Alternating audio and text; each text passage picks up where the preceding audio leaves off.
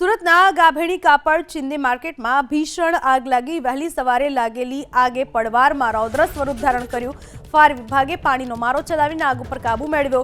Short સર્કિટના કારણે આગ લાગ્યાનું પ્રાથમિક તારણ। આગની ઘટનામાં જાનહાનિના કોઈ અહેવાલ નથી।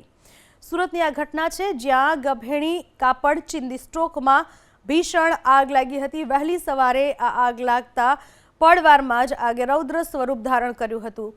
ફાયર વિભાગે પાણીનો મારો ચલાવી આગ ઉપર કાબુ મેળવી લીધો। પ્રાથમિક તબક્કે જાણવા મળ્યા મુજબ શોર્ટ સર્કિટના કારણે આ આગ લાગી હતી। સદનસીબે આ આગમાં કોઈ પણ પ્રકારની જાનહાનિ નથી થઈ।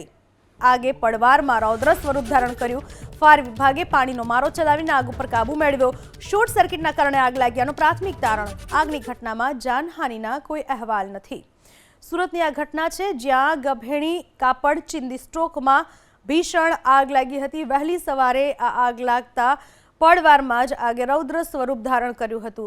ફાયર વિભાગે પાણીનો મારો ચલાવી આગ ઉપર કાબુ મેળવી લીધો। પ્રાથમિક તબક્કે જાણવા મળ્યા મુજબ શોર્ટ સર્કિટના કારણે આ આગ લાગી હતી। સદનસીબે આ આગમાં કોઈ પણ પ્રકારની જાનહાનિ નથી થઈ।